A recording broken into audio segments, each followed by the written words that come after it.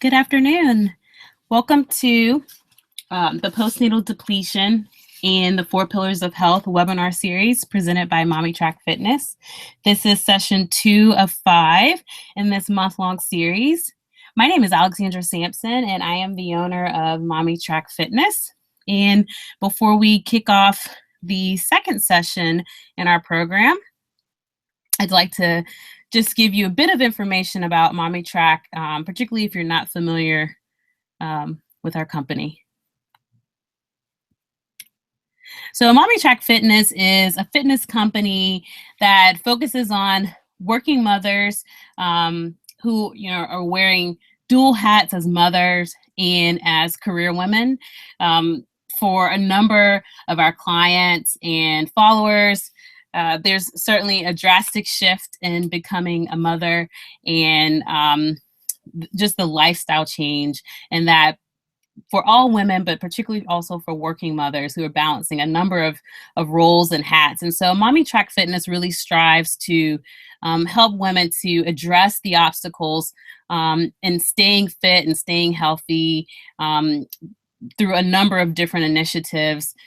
We host fitness events and programs such as the webinar series that you're participating in.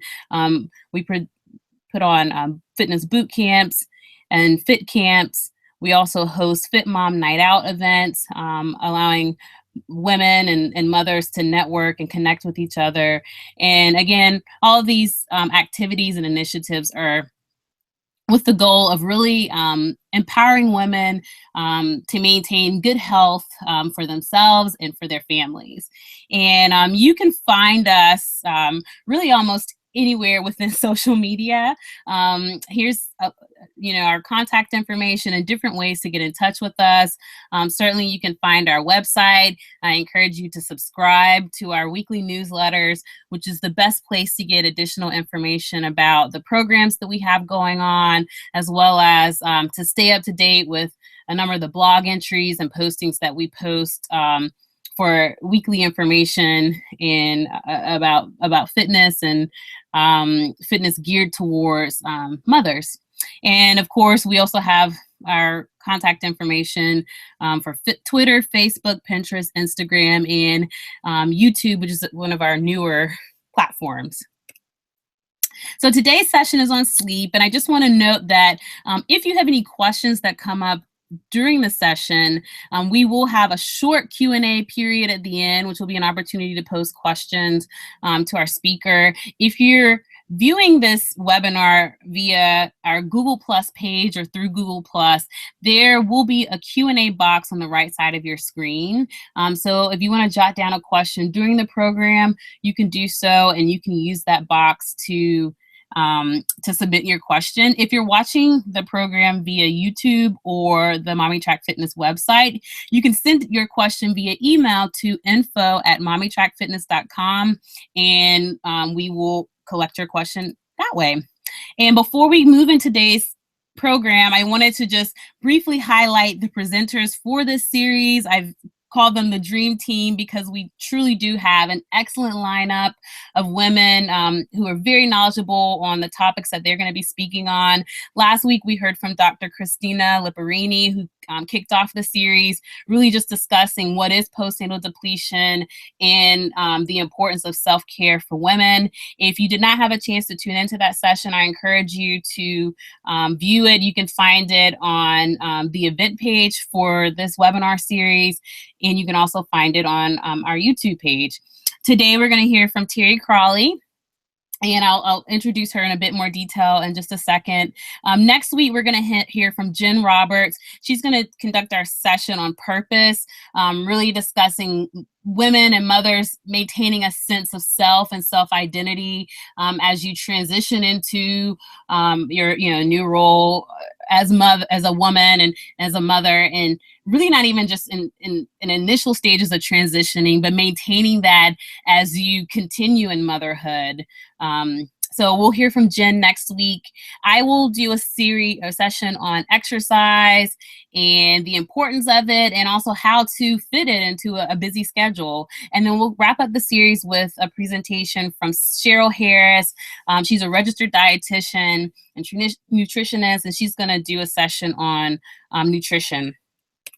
So today we're talking about sleep, and we're going to hear from Terry Cralle. Terry is a registered nurse and certified clinical sleep educator. She's the spokesperson for the Better Sleep Council, which is an organization that educates the public about the relationship between sleep and good health.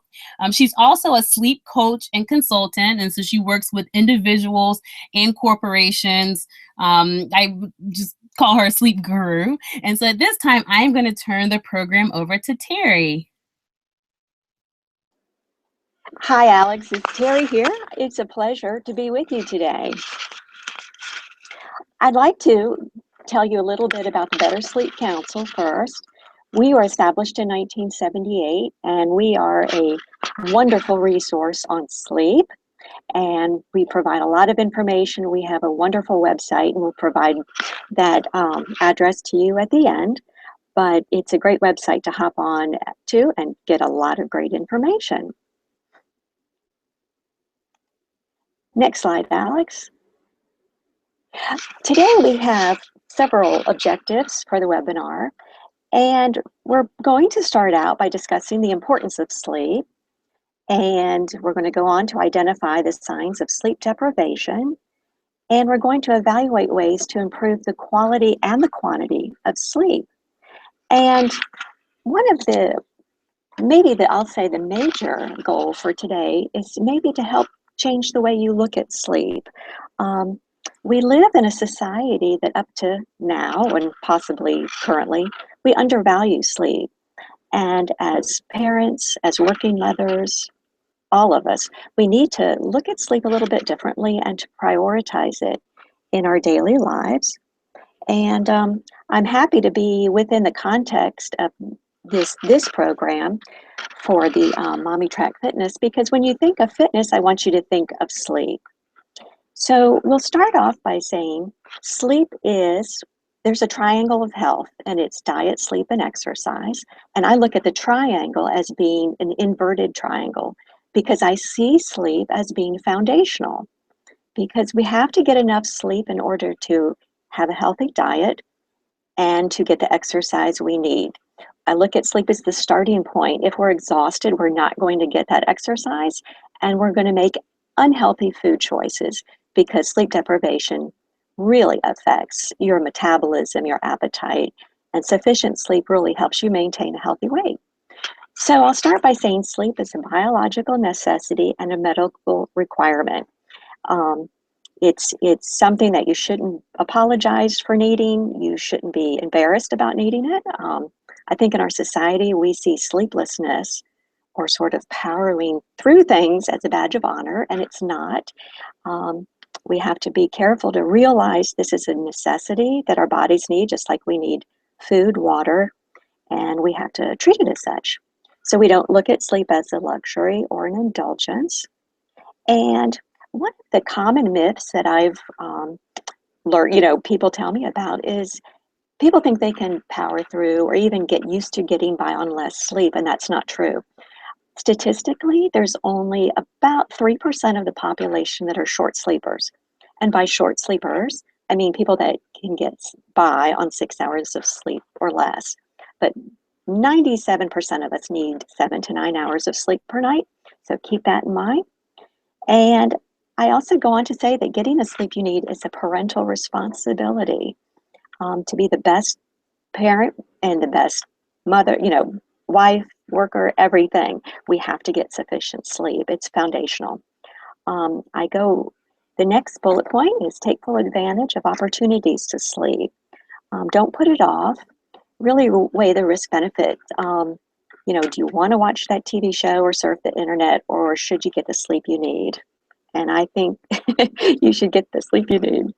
Always feel free to ask for help and discuss your sleep needs with those around you, and respect not only your own need for sleep, but others, and establish bedtime routines for you as well as your children. Next slide, Alex. The National Sleep Foundation recently came up with these guidelines for recommended sleep requirements. So we have several different age groups, and those are always handy to refer to. I think a lot of people are surprised that teenagers need 8 to 10 hours of sleep, and the magic number for teenagers is 9.25 hours actually a night. So a lot of teens don't get that, and we have to be careful for their health and safety and well-being and their education that they get sufficient sleep. And then you'll go up to the adult section and see 7 to 9 hours. That's the average. And then we've got it broken down into some longer hours for the little ones. All right. So my basic message here is sleep is foundational. It is the starting point for a healthy lifestyle, for healthy parenting, and for quality of life. So we look at sleep as it affects every aspect of our lives. Obviously, it's our health, and when I say health, I mean physical health and psychological health. It's a safety issue. Drowsy driving is just as dangerous as drunk driving, and we have to look at it that way. Sleep affects our mood and our outlook, our motivation, our resilience. It affects our relationships. It affects our job satisfaction. It's amazing how many aspects of our lives are affected by sleep or lack thereof. So we have to look at it carefully and prioritize it. And yes, it's a big issue, but we're seeing a lot of exciting new research about sleep and weight. And I tell anyone that has weight issues or concerns to always make sure you get sufficient sleep. Now, sleep deprivation is a very serious problem. And unfortunately, a lot of us are sleep deprived. And one of the scary things about sleep deprivation is that you often don't realize you're sleep deprived when you are. You don't realize it's affecting you. And we use the analogy when we're talking to people about sleep that sometimes when people have had too much to drink, they realize they can't drive. They'll be clumsy, they'll drop things. There's some outward and inward signs that they're impaired. Now, with sleep deprivation, it's a little trickier because the part of your brain that's affected tricks itself and says, I'm okay, I can drive, or I can take the kids to school, or I can go to work and do my job requirements. And actually, you're fairly impaired. And so we have to be cognizant of that and look for signs and symptoms of sleep deprivation. And also, we have to be particularly careful when we have infants and young children that we don't run up a sleep debt. Sleep deprivation and depression, as well as postpartum depression, are very bidirectional. If you don't get sufficient sleep, you're much more likely to have issues with depression. And when you have persistent sleep problems, you have to get in touch with a healthcare provider and address it. It's not something to be ignored.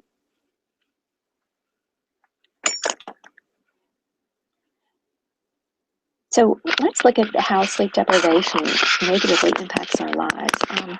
Obviously, it's our physical health, and there's a lot of research about sleep deprivation being associated with diabetes, stroke, heart attack, heart failure, all kinds of heart disease and hypertension, as well as arrhythmias, Alzheimer's disease, obesity, cancer, even osteoporosis. And sleep deprivation, we've recently found, really increases the chance of substance abuse. And I touched on depression, and it can actually impact your lifespan just because of all of the problems it can cause. And we've got to look at sleep deprivation as it affects our thinking. And this can enter into our work lives and our roles as parents, but it can really affect alertness, memory, concentration, resilience, problem solving, decision making, judgment. Sometimes when we're very sleep deprived, we just can't make decisions. That's that fuzzy thinking and fuzzy headed feeling you get, that can be sleep deprivation. And again, our mood, job performance, productivity, even our coordination. accidents on the job often are attributed to sleep deprivation. That could be a huge problem.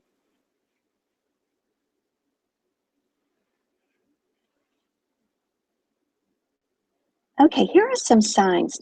Some of them are more subtle than others. Some are obvious, pretty pronounced.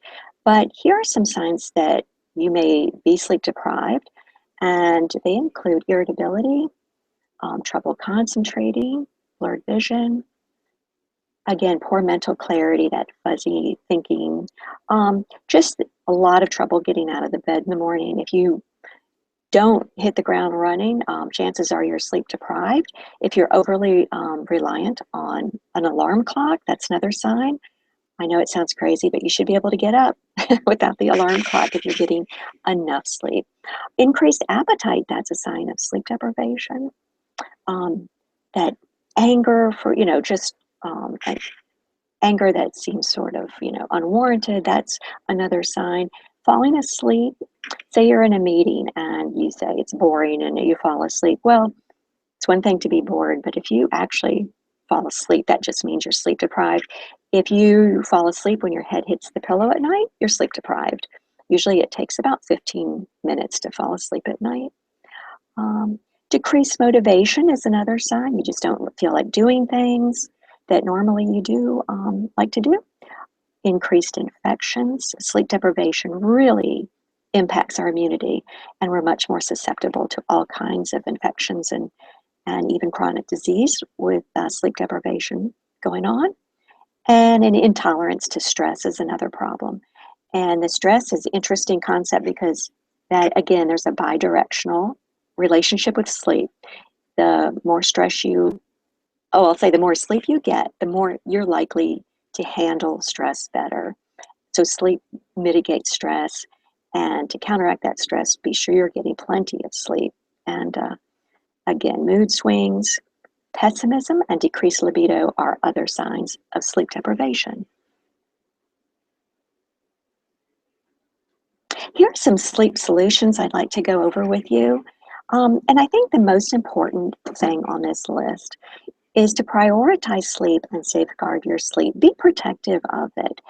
Don't hesitate to call friends and say, please watch my kids, I need a nap. I think we've tended to look at needing sleep and being tired. We equate that with being lazy or, not doing enough, that kind of thing. And that's just simply not true. We have to safeguard our sleep. I tell people to manage sleep just as we manage diet and exercise. Track it, watch it, make sure you get plenty, and understand that the diet and exercise pieces will fall in place much easier with sufficient sleep on board. And be protective of your sleep needs, especially those first 3 months postpartum. Those are critical. Don't worry about the housework. Get as much help as you can and get as much sleep as you can. That is so important. Schedule your sleep time. There's some new apps that are out that are very helpful. They can help you track your sleep and see how you're sleeping, see if you're getting enough sleep. Time management is a big issue with making sure you're getting plenty of sleep. Schedule it and make sure there are things on your schedule. See if there are things you can delete from your schedule to ensure that you and all your family members get plenty of sleep. I tell all of my clients to avoid caffeine after lunchtime, and especially a nightcap. Any alcohol close to bedtime is going to, actually, it may help you fall asleep, but it will fragment your sleep later on. So try to avoid alcohol within 3 to 4 hours of bedtime. Optimize your sleep environment. Make sure your bedroom is a sleep sanctuary. I encourage people to look at the mattress. Mattress is actually pretty important investment in your sleep health, and getting a good quality mattress, say every 7 years or so, will ensure that you're on a very comfortable sleep surface, because that can be very conducive to getting a good night's sleep. Aromatherapy works great for people. Some nice scents can help you fall asleep, and some things like peppermint can help you wake up in the morning. I tell people set an alarm clock to go to bed, and not necessarily to wake up if you don't have to. Make sure you go to bed early and on time every night. Keep your schedules consistent, and avoid accruing sleep debt. It can take an hour of sleep to replace every 2 hours of being awake, so keep that equation in mind. Exercise is wonderful for a good night's sleep, so get some when you can. I tell people that early morning sunlight on a brisk walk is wonderful. That early morning light helps you set your circadian clock and can actually help you fall asleep at the right time at night. And then work some exercise in with that. That's always helpful. And I'm pretty emphatic about this one. Remove TVs and other electronics from the bedroom. That really, those electronics, the light is bad, and then just having them in the bedroom really encroaches on your sleep time. So you want to avoid that and keep them out of children's rooms as well. Children who have TVs in their bedrooms sleep less than children that don't have TVs, and sufficient sleep is critical for children, not just for the short term, but for the long term. Avoid bright lights in the evening. Kind of dim the lights as you're getting ready for bed as the evening progresses. And see, right before bed, don't walk into a brightly lit bathroom to brush your teeth and things. Keep those lights low, because that bright light late and right before bedtime will delay bedtime and delay your falling asleep. And power off electronics 1 hour prior to bedtime. Wind down. And don't look at a clock during sleep hours. Looking at that clock several times throughout the night will just cause some stress and worry and keep you awake when you should be sleeping. So if you have that clock turned away, and if you do wake up during the night, which is normal, without that clock, you're likely to fall right back asleep. Keep the pets out of the bedroom and off the bed if at all possible. They can really disturb sleep. And learn how to take naps. Naps are very helpful, especially with very young children. And if you're sleep deprived or getting up frequently at night, the daytime naps can really help you and prevent you from accruing sleep debt. So they're wonderful. Some people, it takes a little practice to get into the nap routine. And so I tell people, don't give up. You can try a couple of times and pretty soon you'll be able to do it. And last but not least, see a sleep specialist for sleep problems. Sleep problems are nothing to ignore. They affect all parts of your life, your health, well-being, and quality of life. So if you have a persistent sleep problem and you feel like you can't get in the sleep you need, see a sleep specialist. The American Academy of Sleep Medicine has a wonderful listing of sleep specialists across the country that can help you with any sleep problems. And obviously, any sleep problems in that first 3 months postpartum, see any healthcare provider as soon as possible. And always discuss your sleep with all of your healthcare providers because it's so integral to your total overall health.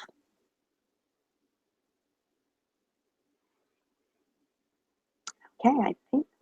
And some parting notes. Take good care of yourself so that you can take good care of your family. And this means getting plenty of sleep. So you feel good, you're thinking clearly, you're making good decisions, your outlook is good, your mood is good. Sleep just affects so many aspects of our lives and our relationships. So really make it a priority. And look for signs. Try as best as you can to avoid sleep deprivation when you have infants and very small children, and realize that that does contribute and it's a risk factor for depression. So be aware of that and make sure your family members are aware of that association and keep your health care providers informed. And understand how important sleep is to your overall health and well-being, and that the consequences of sleep deprivation can be devastating for you and your family. And I tell everyone that make sleep a personal value as well as a family value, and ensure that you get plenty of sleep and everyone in your family does, and everyone will reap the benefits.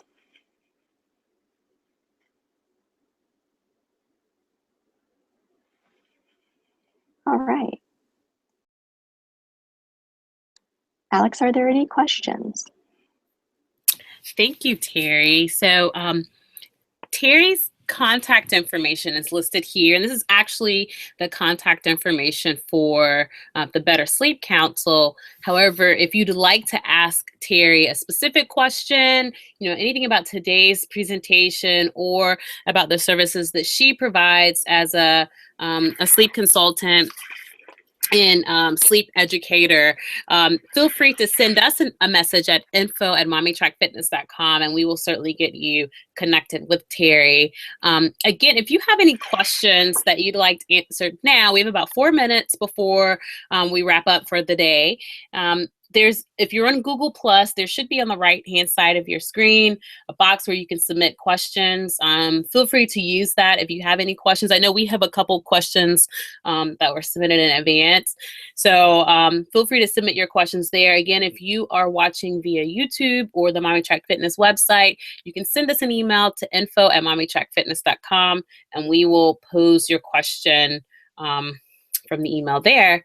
But I have actually a question, Terry. This is actually a question, and I'm going to go back to the slide where you had the great information about 26 various things that we can do and incorporate into our own lives that might help with our sleep habits. And this can be an overwhelming list, particularly if there's a number of things on this list that we may not be incorporating into our sleep habits currently. And so I wanted to know if there are any that you might particularly suggest as starting point for women who want to improve their sleep habits and want to know, okay, what are maybe 1 to 3 things that I can start doing today, or I can start trying to incorporate, right away to improve my sleep habits? Well, Alex, that's a great question. And, a good starting point that's not necessarily on this solution list is keep a sleep diary for 2 weeks. If you're, sort of wondering how you're doing, track how many hours of sleep you're getting a night, how many times you wake up, how you fall asleep, that kind of thing. There's sleep diaries that are available online. If you just Google that, they'll come up. I think there's one at the National Sleep Foundation, and there are also apps that serve the same purpose. But just getting that feel for how you're doing is good, and see if you're meeting the recommended guidelines from the National Sleep Foundation. And I think the second most important thing is to really look at it as an attitudinal thing where, yes, I need my sleep. Skipping on it is not going to help. It's only going to hurt me in the short run and the long run. So we have to realize that, yes, people think, oh gosh, I'm getting 8 hours of sleep, I'm not being productive. But that 16 hours that you're awake are going to be much higher quality hours. You will be performing much better. You'll be more productive. You'll feel better. So it's a good trade-off. Get those 8 and then you're going to have a much better 16. Perfect. Thank you. Okay, so we had one other question, and this one isn't so much about developing good sleep habits. It's probably more so of a question about coping when you don't get sufficient sleep. And the question is, what are some tips for when you've pulled an all-nighter? And so I think we all have this where you either have that project for work, maybe it was last minute, or maybe it, whatever the circumstances are, but you had to stay up all night to get it done, or you had to stay up and you only got, maybe half of the amount of sleep that you usually get. What are some tips for when you're in a situation where you haven't received, adequate amount of sleep, but you want to perform at least, close to at your best, maybe, Right. We've all done that. I'm going to say don't ever do that, but we do it sometimes.